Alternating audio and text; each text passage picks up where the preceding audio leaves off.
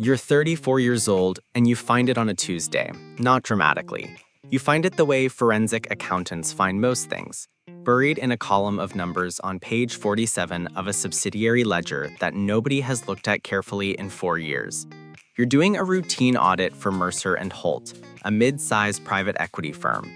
The work is unglamorous. Conference rooms, 10,000 row spreadsheets, coffee that's always cold by the time you reach it. The number you find is $2.3 million.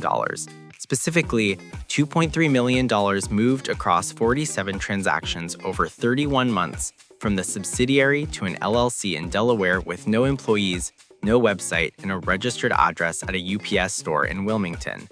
You've been doing this for 11 years. You know what legitimate business looks like. This isn't it. By the end of the day, you've traced the Delaware LLC to a second LLC in Wyoming, and from there to a personal account belonging to Richard Alt, Mercer and Holt's chief financial officer, a man who has been smiling at you in the elevator for 8 months. You close the laptop, you go home, you eat a bowl of cereal without tasting it, already doing the math on what happens next. You don't sleep that night. What you feel isn't exactly fear. It's the weight of knowing something that, once reported, cannot be unreported. You make a list, 12 items, every one pointing the same direction. The case is not ambiguous. The documentation is clear. A decent forensic team could unravel it in 3 weeks. At 3 a.m., you think, for approximately 45 seconds, about what $2.3 million looks like if nobody ever finds it. You dismiss the thought immediately. You're not that kind of person. You've never been that kind of person. You go to work the next morning and request a meeting with your managing partner. Gerald Sims is 61, well-dressed in an unremarkable way, with the specific calm of someone who has managed complicated situations for 30 years without personally suffering the consequences of any of them.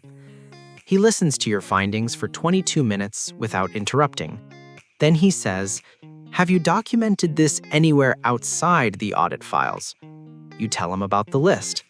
He tells you to hold off on formalizing anything until he speaks with legal counsel. Standard procedure, he says. Due diligence before accusation. You agree, because it is standard procedure, and because you don't assume bad faith before it's demonstrated. 2 days later, you learn, through a contact at another firm, that Gerald Sims plays golf every other Sunday with Richard Alt. You sit with this for a long time. You spend 3 weeks quietly mapping the relationships. What you find is worse than a single corrupt CFO. Richard Alt wasn't moving the money purely for personal gain. A portion, yes, but the larger share was flowing through the Wyoming LLC to a political action committee, donations timed specifically to avoid federal disclosure thresholds. The recipient is a sitting U.S. senator whose committee has oversight authority over exactly the kind of private equity regulation that would most affect Mercer and Holt. This isn't embezzlement, it's campaign finance fraud. And your name is on the audit that found it. You pull out the list and add 8 more items. What you have is no longer an accounting anomaly. It's a case, and a case requires a decision. You have 4 options. Report to the SEC whistleblower program directly, potential reward of 10 to 30% of sanctions, significant personal legal exposure, likely career damage. Approach the FBI through a private attorney. Slower, better legal protection, same career consequences. Take it to a journalist, fastest, least protection, your name attached to a story you can't control. Or bury it. Not forever, not completely. You keep your notes, you keep your evidence. You put it on an encrypted drive in a drawer in your home office, and you tell yourself you're waiting for the right moment, the right attorney, the right circumstances. You tell yourself this is temporary. That partial truth is the most dangerous kind. You choose option 4. 6 months pass. You finish the engagement. You shake Richard Alt's hand at the closing meeting. He thanks you for your thoroughness. 3 weeks later, Gerald Sims offers you the lead on a major new engagement. Full due diligence for a $200 million acquisition. The kind of work that would represent a 30% revenue increase for your division. You say yes. Somewhere over Ohio on your first site visit, You realize the folder on the encrypted drive has changed its nature without you doing anything to it. It's no longer evidence waiting to be reported, it's insurance. And you're not the kind of person who keeps insurance on people unless some part of you has already decided, without announcing it, that you might need to use it. You order a drink you don't normally order. You look out at the clouds. You think about the 3 a.m. version of yourself, the one who dismissed the thought in 45 seconds. You're not sure that person would recognize you. You don't plan the conversation. That's what you tell yourself afterward. 14 months after the discovery, you're at an industry conference in Chicago. Richard Alt is there. The attendance list was published weeks in advance. You circulate. At some point, not by design, you find yourself standing near him at the edge of the room. He says something forgettable about the market. There's a pause where either of you could walk away. Neither of you does. You say quietly, without looking directly at him, "I want you to know that I documented everything I found during the Mercer and Holt audit." He doesn't react. His drink doesn't move. This tells you he's been waiting for this conversation too, that he has his own calculations running. He says, "I think we should have a proper conversation about that." You say, "I think so too." You drift back into the room. Nothing was threatened, nothing was demanded, but you both know exactly what just happened. You've never done anything like this in your life. 3 weeks after Chicago, an envelope arrives at your home address. Inside is a prepaid card with $50,000 on it and a single typed line. More when useful, less if difficult. You don't touch it for 9 days. On the 10th day, you transfer the balance to an account you opened 6 months ago at a bank you don't otherwise use. You have now committed a federal crime. You know this. You knew it before you opened the envelope. The discovery, the silence, the implied threat, all of that existed in a space a skilled attorney might have called ambiguous. The transfer is not ambiguous. You accepted payment in exchange for silence about a federal crime. That is blackmail. That is obstruction. That is several other things your 11 years of forensic accounting experience allows you to name with precision. There's something clarifying about crossing a line you've been circling. The anxiety you've carried for 14 months becomes something simpler. You're in it now. The only direction with any logic to it is forward. You deposit the money, and you go to work. The arrangement holds for 2 years. 4 more payments arrive, ranging from $30,000 to $85,000. You move them carefully through 2 accounts, converting portions to assets. A piece of land purchased at auction, equipment for a small business you establish with a partner who has no idea what it's actually capitalized with. Richard Alt gets promoted. You get the lead on 3 more major engagements. You become, quietly and without fanfare, one of the more successful partners at your firm. Then a junior auditor named Cora, 28 years old, finds something at Mercer and Holt. Not the same structure, Richard Alt closed that 18 months after Chicago, but a different irregularity, smaller, sloppier, and a different subsidiary. Cora flags it to her senior brings it to the partner in charge. The partner in charge is not Gerald Sims. Gerald retired 14 months ago.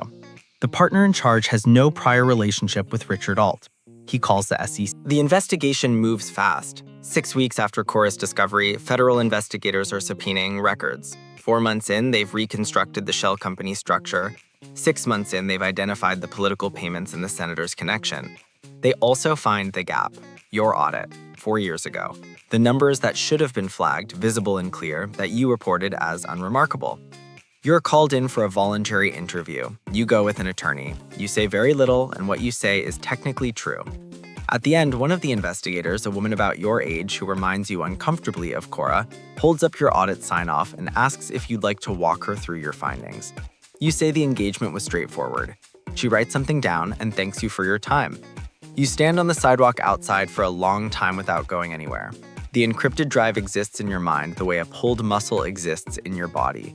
Always there, impossible to act normally around. Without the drive, you have a missed finding. Embarrassing, possibly career-ending through professional channels.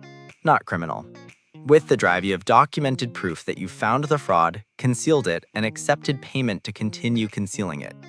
You go home. You sit in your kitchen. You look at the drawer. You spend 1 full week deciding. The math is clean. Without the drive, you survive. The payments are untraceable.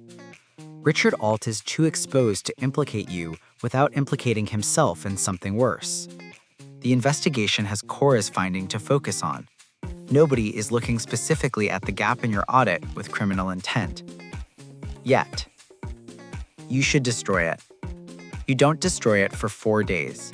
And in those 4 days, you understand something about yourself that you couldn't have understood at 34. You kept the drive because you needed something that held the full truth of what you'd done, even when no human being did. The drive is the only place the complete version of you exists. The version that found the $2.3 million, dismissed the 45-second thought, went to Gerald, learned about the golf game, built the map, chose option 4, took the envelope, moved the money, stood outside a federal building and said the engagement was straightforward. On the 5th day, you delete every file. On the 6th day, you destroy the drive. On the 7th day, you go back to work. The complete version of you no longer exists anywhere but inside your own mind. Richard Alt pleads guilty 11 months later. The senator survives. His attorneys successfully argue he had no knowledge of the funding source. He wins a narrow primary and returns to his committee. This is almost certainly unjust and almost certainly correct as a legal matter, and you've been in this industry long enough to understand that those two things coexist constantly. Your audit is reviewed by a professional oversight board. The finding is negligence, not malfeasance, non-criminal. It costs you your partnership and requires remedial professional education before you can audit publicly traded entities again. You are not charged with anything. You leave the firm with a year's salary, a non-disparagement agreement, and a reference letter carefully worded to say nothing specific. You move to a smaller city, a regional firm, work that's a fraction of what you used to do, clients who've never heard of Mercer and Holt. The money, $247,000 in total, after the land and the equipment and the 2 accounts, sits untouched and untraceable, looking like ordinary assets from a small business that happens to be mildly profitable. You are 42. You have your freedom, your license, a modest income, and $247,000 that belongs to you in every practical sense and to no one else in any moral sense. You've read enough case files to know why you survived. Not planning, not skill. A 28-year-old named Cora did her job properly and redirected the investigation before it had time to sit on the gap in your audit. She will never know your name. She saved you completely without meaning to. This is the detail that doesn't leave you. You find her contact information once, on a Tuesday, the same day of the week you found the $2.3 million. You look at it for a long time, then you put the phone down. You've gotten very good at not making the call you know you should make.